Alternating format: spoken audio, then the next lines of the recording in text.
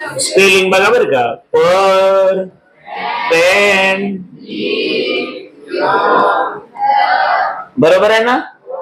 बरं परपेंडिक्युलर पुढे काय असेल रे.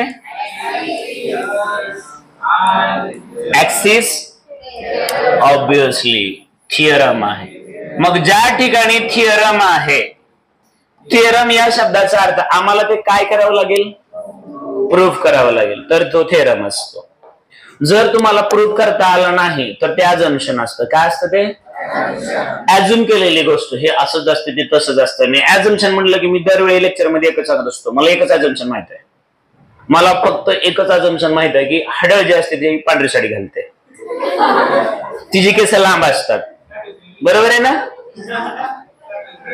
असंच ना. बघितलंय का गाडवे सरने. ठीक आहे असं बरोबर आहे ना रे. आपण असं ऍझ्युम केले ना. तिची नख खूप खूप लांब असतात. हा पाये उलटे असतात. आता जीभ कुठे असते माहित नाही. मग या सगळ्यावरून मला काय कळालं तर तिच्याकडे एकच साडी असते बिचारीकडे म्हणजे ती गरीब असते. बरोबर आहे. पण ऍट द सेम टाइम ती कन्फ्युजिंग आहे. कसं माहितीये का की तिच्याकडे एकच साडी आहे ती गरीब आहे पण तिची साडी नेहमी पांढरी शुभ्र आहे. याचा अर्थ तिचा निर्मा चांगला आहे. बरोबर ना. दुसरी गोष्ट तिची एकदम लांब सडक केस आहेत म्हणजे तिचा शॅम्पू आणि तेल दोन्ही कसं आहे चांगलं आहे. पण एवढं चांगलं असताना बिचारीकडं नीलकटर. बरोबर आहे की नाही. आणि दुसरी गोष्ट ती एवढी गरीब आहे तिला राहायला घर नाही म्हणून कुठल्याही गावाच्या बाहेर जे काही पिंपळाचं झाड वडाचं झाड कुठले झाड असतं ती बिचारी त्या झाडावर राहते. असं ऐकलंय ना रे. पण है ना. काय स्टोरी बनतात ना रे भारी भारी. असो मग मुद्दा असा आहे की ते अजम्पशन होतं. ते काय होतं अजम्पशन होतं. आणि फिजिक्स मध्ये मॅथ मध्ये असलेली फालतूगिरी चालत प्रूफ लागतात आम्हाला. काय लागतात. मग प्रूफ लागतो आणि आम्ही इथं तसलं भंगार बघत बसत नाही. आम्ही बघतो की इथं खरंच आम्हाला काही प्रूफ भेटतं का नाही ते. हा जर आम्हाला खरंच बाबा भेटली कोण हा तर आम्ही पण मान्य करू ना. उलट पांढरी काय तिला गुलाबी साडी देऊ एखाद्या. ठीक आहे. मग ऍक्सिस बद्दल बोलायची गरज आणि जॉमेट्री झालंय सगळ्या दुनियेचं. परपेंडिक्युलर म्हणल्यानंतर तुम्हाला माहित आहे की जर माझ्याकडे एक लाईन असेल आणि मी याला परपेंडिक्युलर ड्रॉ केली याचा अर्थ दोन्ही मधला अँगल हा 60 डिग्रीचा असतो की नाही. कितीचा असतो. असलं उन्हाळ्यात तुम्हाला गरम होत नाही का रे. त्यांना अधून मधून टच करत जा. नाही हे मास्क वाले नाही तर पुन्हा थोड्या वेळानं असं हलवून बघितलं कुठे आहे. चला मग आता परपेंडिक्युलर ऍक्सिस थिअरी घेताना बॉडी घ्यायची कशी तर लॅमिनार घ्यायची किंवा लॅमिनार घ्यायची. लॅमिनार याचा अर्थ कागदासारखी ज्याचा आम्हाला काय बघायचा असतो फक्त एरिया व्हॉल्यूम नाही एरिया.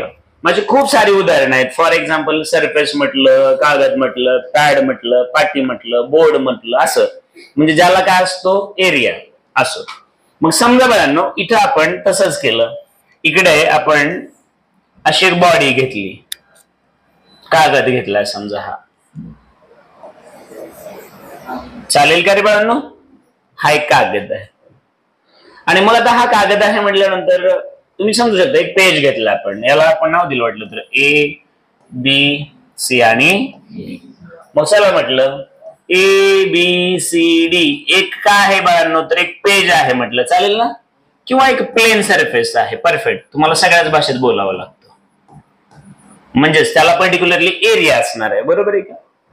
मग आता तुम्ही मला सांगा की या केसमध्ये मी याच्यातला रॅन्डम कुठला तरी एक पॉइंट चूज केला चालेल का रे बाबा. हा एक पॉइंट चूज केला. आता हा पॉइंट चूज करत असताना मी याला एक माझ्यासाठी मेन असा पॉइंट आहे की मी याच्यातून इकडे हा एक्स ऍक्सिस ड्रॉ करणार. काय करणार आहे इकडे मी असा वाय ऍक्सिस ड्रॉ करणार आहे. चालेल का. वाय ऍक्सिस ड्रॉ केला आणि जो झेड ऍक्सिस आहे ना झेड हा जो झेड ऍक्सिस आहे मी असा ड्रॉ केला असा तर तो तुम्हाला कळणार. म्हणून मी थोड्या वेळासाठी इकडे असा प्लेनच्या ह्याच्या मुद्दामाच्या बाहेर दाखवला आणि याला म्हटलं कुठला ऍक्सिस आहे हा. खरं तर झेड मी असा दाखवलाय ना, पण मला इथं ड्रॉ करता येत म्हणून मी तसं दाखवलं. झेड कुठे कळलं का सगळ्यांना. मग भिंत एक्स आणि वाय पासून बनली आणि मी त्याच्यावर खेळ ठोकला तर तो खेळ असा असेल ना, तुला समजलंय सगळ्यांना. इथपर्यंत तुम्ही आलाय. आता तुमच्या लक्षात आलं असेल की याला मी ओ म्हटलं. काय म्हणलं याला. मग ओ एक असा पॉइंट आहे. ओ कसा आहे तर मी त्याला म्हटलं ओरिजिन म्हटलं. काय म्हटलं त्याला.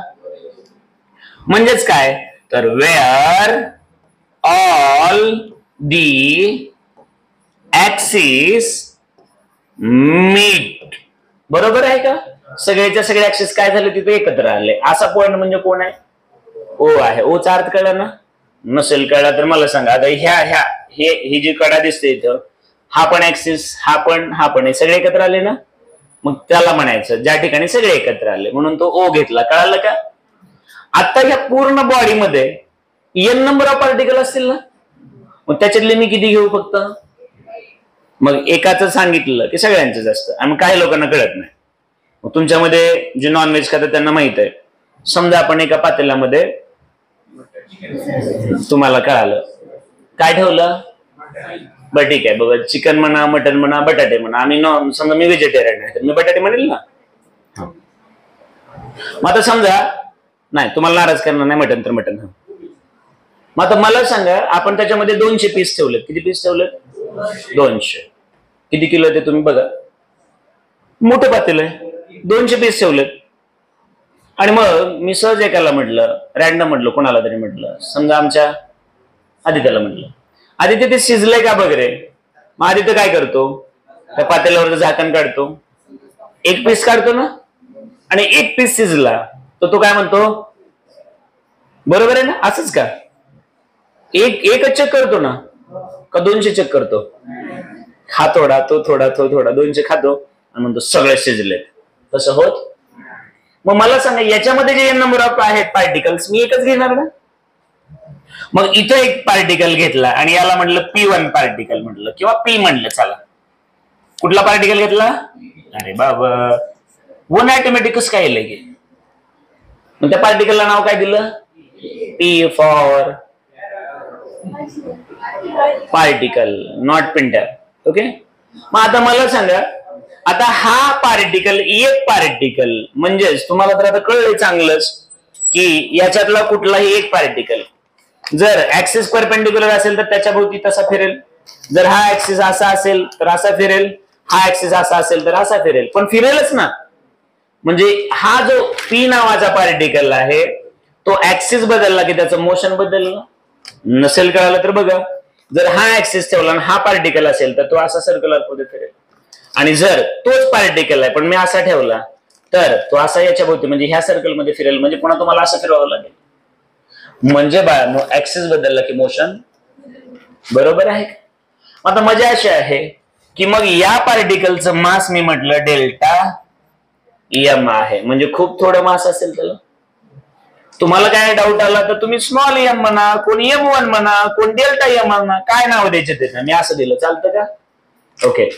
मग आता हे अंतर हे हे हे हे हे हे हे हे डिस्टन्स मी थोड्या वेळासाठी याला म्हटलं आर म्हटलं. काय म्हटलं याला. आता हे जे डिस्टन्स आहे या ऍक्सिस पासून आर आहे म्हणजे हा झेड आहे आणि याच्यापासून किती आहे आर आहे. पण आता याच्यातच एक्स आणि वाय ऍड केलं ना.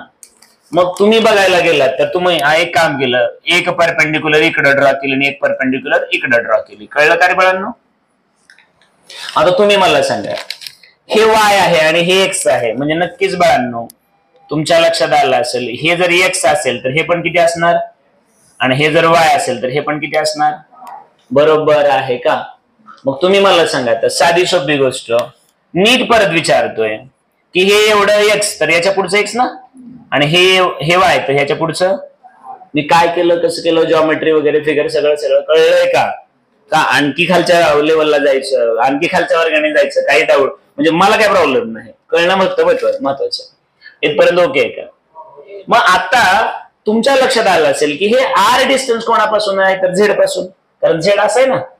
मग हे दिसलं का तुम्हाला आता. हे हा मग मला सांगा, मी जर म्हटलं since moment of inertia about Z axis, म्हणजेच moment of inertia about perpendicular axis, कारण झेड त्या प्लेनला, त्या कागदाला कसं ठेवला आम्ही, आणि एक्स आणि वाय कागदातच आहे, शिकलो ना आता आम्ही, कारण कुठल्याही प्लेन बनण्यासाठी दोन ऍक्सिस लागतात ना, एक्स आणि जर 3D मध्ये सांगायचं म्हटलं तर मग झेड तिसरा असेल.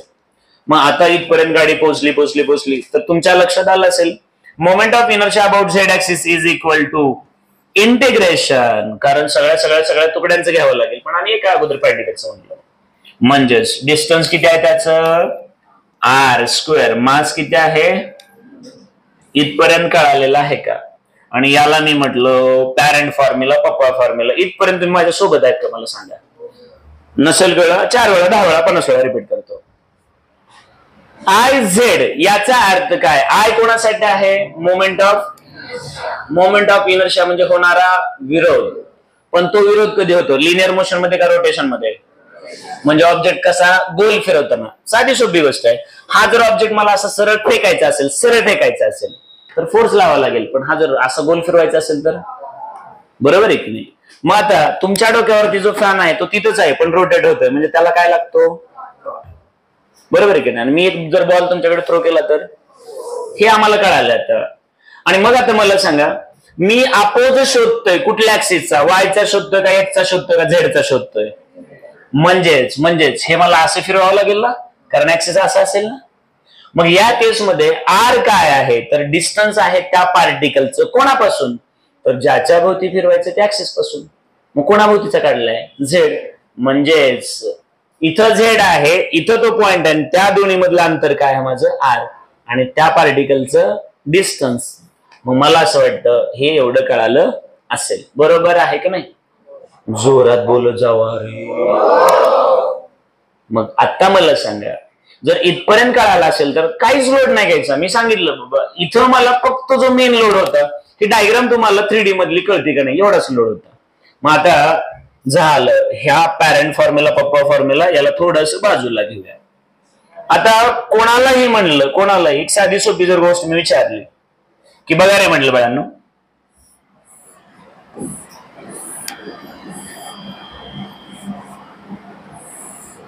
हा एक्स आहे तर हा किती आहे, हा एक्स आहे तर हा किती, बरोबर आहे ना. मग आता मला सांगा, हे तुम्हाला समजलेलं आहे, हे डिस्टन्स किती आहे बाळांनो, आर आहे. मग मला सांगा, आपण याच्यातून इथं परपेंडिक्युलर काढली, ती तुम्हाला त्या प्लेनमुळे तिरकं दिसतंय असं कागद असल्यामुळे. मग हे 90 डिग्री आणि हे सुद्धा किती आहे. मग मला सांगा एक्स आणि वाय, मग हा जर बेस असेल ही हाईट आहे, म्हणजे हा हायपोटेनियस असेल ना, बरोबर आहे की नाही. मग मला सांगा, मी थोड्या वेळासाठी याला म्हटलं ओ, आणि याला म्हटलं क्यू, आणि याला म्हटलं यस म्हटलं, समजा थोड्या वेळासाठी ओ क्यू आणि यस, किंवा इकडे टी नाव दिलं. तुम्ही हा वरचा ट्रायंगल घ्या किंवा खाली घ्या, काही कुठला घ्यायचा तो घ्या, पण हा राईट अँगल ट्रायंगल असेल तर हा पण राईट अँगल ट्रायंगल असेल. मग मी म्हटलं now in a triangle O Q S, मला सांगा ओ एस कोण असेल रे, तर मला असं वाटतं जोरात रे बाळांनो, हायपोटेनस, बरोबर आहे का. मग मला सांगा क्यू एस कोण आहे रे बाळांनो, बेस म्हटलं, अँड ओ क्यू कोण आहे रे बाळांनो, तर म्हटलं हाईट आहे. मग आता परत काठी वाटी एक चालू झालं. या ठिकाणी मला सांगा, मी 12वीचं लेक्चर चालू ठेवणार का 8वीला जाणार, आणि कुणाला हेल्प मागणार, व्हेरी गुड बाळांनो, मी हेल्प मागणार पायथागोरसला. मग मी पायथागोरसला विचारणार की या एक्स मध्ये, या वाय मध्ये, या आर मध्ये काय बाबा रिलेशन आहे. माझा एवढा तो ग्रेट माणूस माझी मदत करणारच ना, सगळ्या दुनियेची मदत केली, माझी नाही का करणार. मग तुम्ही मला सांगा, इथं लगेच करायला असेल, देअरफॉर हायपोटेनस म्हणजे आर, त्याचा is equal to base square X square plus height square. तुमच्या लक्षात आलं आर स्क्वेअरच्या ठिकाणी काय होऊन बसतं, एक्स आणि, बरोबर आहे की नाही. नसेल कोणाला कळत, नो प्रॉब्लेम. चला आता तुम्ही इथं मला सांगा की तुम्हाला माहित आहे since R square is equal to X square plus, बरोबर आहे का? कळलं का? मग आता तुम्ही मला सांगा की याला मी म्हटलं 2 नंबर, आता ही आर ची व्हॅल्यू 1 मध्ये ठेवू शकतो ना? मग आपण जर असं म्हटलं बाय पुटिंग द व्हॅल्यू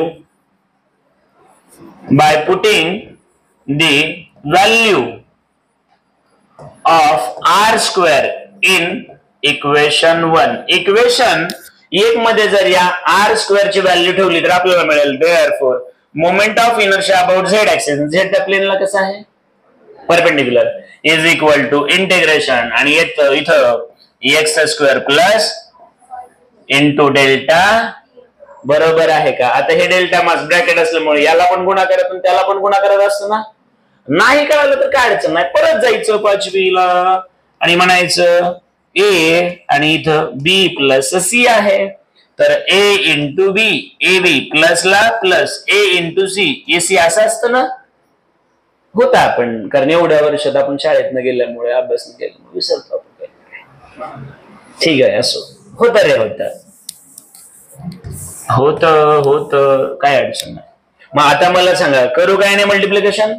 मग हे असं होईल ना रे, integration x square delta mass plus plus पुढे म्हणलं आपण वाय स्क्वेअर. आता मला सांगा ब्रॅकेटला, तर हे दोघांना अप्लाय करावं लागेल ना? मग मला सांगा therefore total moment of inertia about the perpendicular axis is equal to moment of inertia शोधायचं. आता बघा हे काय आलं, X square delta mass plus integration Y square, बरोबर आहे का? इथपर्यंत कळालं का सगळ्या गावाला?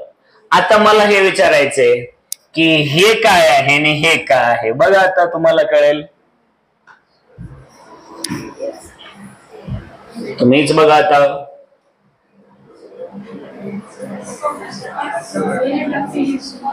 मला तर काय कळे ना. हा, अंतर एक्स स्क्वेअर ना, मास तर आहे, डिस्टन्स स्क्वेअर आहे, पण एक्स स्क्वेअर. आता एक्स हे अंतर आहे ना, मग एक्स ही एवढं अंतर दाखवलं म्हणजे याचा अर्थ तो मोमेंट ऑफ इनर्शिया वायचा असणार ना, आणि वाय एवढं अंतर म्हणजे तो कोणाचा असणार? कारण फिरायचं कोणाभोवती? एक्स भोवती, आणि इकडं वाय भोवती. म्हणजे हा मोमेंट ऑफ इनर्शिया कोणाचा? वायचा, प्लस हा मोमेंट ऑफ इनर्शिया कोणाचा? एक्सचा. मग यालाच उलट असेल तर चालेल का? Moment of inertia x, moment of inertia about Y axis. काय कळलं, कसं कळलं मला माहित नाही, मला तर रट्टा मारल्यासारखं वाटलं. कोण मला समजून सांगितले कसं आहे ते? समजण्यापेक्षा जगात काहीच भारी नाही, किती रटायचं रटून घ्या. मला काय कळालं याच्यातून? एक्स ऍक्सिस त्या प्लेन मध्ये आहे, वाय ऍक्सिस त्याच प्लेन मध्ये आहे, पण झेड त्या प्लेन मध्ये आहे का? तो त्या प्लेनला. मग हा विरोध कुणाचा आहे? जेव्हा तो पॉइंट कुणाभोवती फिरवायचा आहे? एक्स ऍक्सिस भोवती. हा विरोध कुणाचा आहे? जेव्हा तो पार्टिकल कुणाभोवती फिरवायचा आहे? वाय भोवती. आणि हा विरोध कुणाचा आहे? जेव्हा तोच पार्टिकल कुणाभोवती फिरवायचा आहे? मग कुणाचा विरोध सगळ्यात जास्त आहे? झेडचा. मग तो ऍक्सिस त्या प्लेन मध्ये आहे का परपेंडिक्युलर आहे? मग काय कळालंय आम्हाला? तर आम्हाला हे कळालंय, नीट समजून घ्या. आता जर अशी लॅमिनारचा अर्थ कळला ना, पातळ कागदासारखी, झाडाच्या पानासारखी, असा बेसिक अर्थ होतो त्याचा. जर आम्हाला असा ऑब्जेक्ट जर एका परपेंडिक्युलर ऍक्सिस भोवती फिरवायचा असेल तर त्याचा जो अपोज असतो तो कोणा एवढा असतो? तर त्या 2 ऍक्सिस एवढा असतो. कुठले 2 ऍक्सिस? तर एक्स आणि, मग काही लोक म्हणतील एक्स आणि वाय का? तर समजा आम्ही परपेंडिक्युलरला एक्स म्हणलंय, असं काय का झेडलाच परपेंडिक्युलर म्हणायचं असं काय ठरलंय का? 3 पैकी कुठला तरी एक परपेंडिक्युलर म्हणा. मग जर समजा बाळांनो हा परपेंडिक्युलर झेड घेतला, परपेंडिक्युलर काय घेतलाय? झेड, तर एक्स आणि वाय कुठे असणार? त्या प्लेन मध्ये असणार. मग हा थिअरम काय सांगतो बाळांनो? तर नीट समजून घ्या. हा एक्स ऍक्सिस आहे, हा वाय ऍक्सिस आहे. हा पार्टिकल जर एक्स भोवती फिरवायचा म्हटलं किंवा हा पार्टिकल जर वाय भोवती फिरवायचा म्हटलं तर या दोघांचा जेवढा अपोज होतो तेवढा एकटा अपोज कोणाचा होणार आहे? तर हा पार्टिकल कोणाभोवती फिरवायचा आहे? झेड भोवती फिरवायचा आहे. समजलं आहे का? याचा अर्थ काय झाला रे बाबांनो? तर नीट परत एकदा समजून घ्या मी काय सांगतो ते. Moment of inertia about any perpendicular axis is equal to moment of inertia about X plus moment of inertia about Y axis. And these both axis are lie in the same plane. दोन्हीच्या दोन्ही axis कुठे असतील? त्या प्रतलात असतील. आणि Z कुठे असेल? त्याला परपेंडिक्युलर. मग ह्या दोघांचा जेवढा विरोध असेल, समजा याचा मोमेंट ऑफ इनर्शिया 20 आहे, याचा समजा 30 आहे, तर ह्याचा किती असणार? लक्षात आलं का? मग याचा अर्थ काय होतो? तर याचा अर्थ असा होतो की ती बॉडी परपेंडिक्युलर ऍक्सिस भोवती रोटेट करायला जास्त अपोज होतो. समजलं आहे का? आणि पॅरलल भोवती अपोज करायला कमी होतो. समजलं आहे का? एक साधी सोपी गोष्ट. तुमच्या समोर दरवाजा आहे आणि त्या दरवाजाचं जे प्लेन आहे त्यालाच ऍक्सिस आहे ना, त्याच प्लेन मध्ये. नाही कळलं आणखी कोणाला तर इकडे बघा प्लीज, समजून घ्या. ह्याचा ऍक्सिस तिकडे आहे ना. हिंजेस दाखवा प्लीज, हिंजेस दाखवा. ते हिंजेस दिसतात का? मग ऍक्सिस तो आहे आणि दरवाजा पण तोच आहे ना.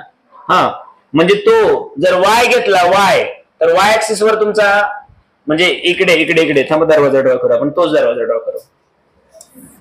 हा समजा तो तुमचा दरवाजा आहे, चालेल ना. या बाजूला तुम्ही इथे हिंजेस बसवलेत ना. मग हे या प्लेन मध्ये फिरवताय तुम्ही, म्हणजे दरवाजा जो आहे हा असा आहे आणि प्लेन जे आहे तुमचं त्या म्हणजे ऍक्सिस जो आहे तो त्या प्लेन मध्येच आहे. लक्षात आलं का? हा, जर परपेंडिक्युलर पाहिजे असतं तर तुम्ही मात्र हे असं केलं असतं ना, म्हणजे त्याला असं ठोकलं असतं ना.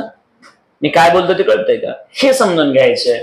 मग मला एक साधी सोपी गोष्ट समजून सांगा रे बाबांनो, की पॅरलल ऍक्सिस थिअरम आणि परपेंडिक्युलर ऍक्सिस थिअरम, इथं जर दोघांचं कंपॅरिझन केलं आपण साध्या सोप्या भाषेमध्ये, इकडे परत एकदा बघूया, इकडे बघूया कसला ऍक्सिस? पॅरलल. डबल घेऊया. इकडे कसा असेल? परपेंडिक्युलर. चालेल का? पॅरलल मध्ये तुम्ही बॉडी कशी दाखवा, 3D मध्ये कशी देत एक दगड दाखवला, चालेल ना. आणि मग एक ऍक्सिस जाणार तुमचा सेंटर ऑफ मास मधून, एक ऍक्सिस जाणार कुठला पण एका ऑर्डिनरी. मग या केस मध्ये कोणाचा अपोज जास्त असतो? बॉडी कोणाभोवती फिरवताना अपोज होईल? ऑर्डिनरी ऍक्सिस ना. मग याचा मोमेंट ऑफ इनर्शिया, ऑर्डिनरी ऍक्सिसचा मोमेंट ऑफ इनर्शिया, याचा मोमेंट ऑफ इनर्शिया प्लस या पूर्ण बॉडीचं, आणि या दोघांमध्ये जर मी एक्स डिस्टन्स घेतलं तर एक्सचा, आणि बुक मध्ये काय घेतलेला एच, तर एचचा. समजलं ना? पण इथं आता मी इथं एक कागद घेतला असा, इकडे मी बॉडी कशी दाखवतो? लॅमिनार. बरोबर आहे का? लॅमिनार याचा अर्थ कागदासारखी पातळ, चालेल का? मग याच्यामध्ये एक हा तुमचा कोण असेल? X axis. बरोबर आहे का? हा हाईट दाखवणारा इकडे हा कोण असेल? तर झेड बाहेर येणार ना, पण झेड असा मला दाखवता येत नाही म्हणून झेड मी इकडे दाखवला, चालेल का? आता ही बॉडी किती प्रकारे फिरू शकतं? 3 प्रकारे. ऍक्सिस किती दाखवाल, पण डायरेक्शन मात्र 3च असेल ना. मग जर तुमचा एक्स ऍक्सिस कुठे आहे? Within the body, within the plane. Y पण कुठे? प्लेन. पण झेड मात्र प्लेनच्या बाहेर. आता तुम्हीच, मी मगाशी एक्झाम्पल दिलं, मी झोपलोय, मग असं झोपू द्या किंवा असं झोपू द्या, मी पॅरलल आहे सरफेसला, पण मी उभा आहे म्हणजे लक्षात आलं? म्हणजे मी प्लेनच्या. मग तुम्हाला सगळ्यांना माहिती आहे, आपण स्केलर प्रोडक्ट आणि वेक्टर प्रोडक्ट शिकवताना 100 वेळा सांगायचं ना. स्केलर प्रोडक्ट मध्ये ए डॉट बी,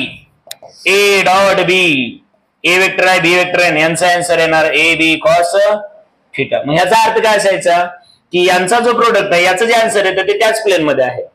पण जर असेल ए क्रॉस बी, त्याचं उत्तर यायचं ए बी, म्हणजे हा जो वेक्टर आहे तो त्या प्लेनच्या बाहेर असायचा. म्हणजे प्लेनला कसा असायचा? तो परपेंडिक्युलर. हे शिकलो आपण 11वीला, मग तेच वापरायचं.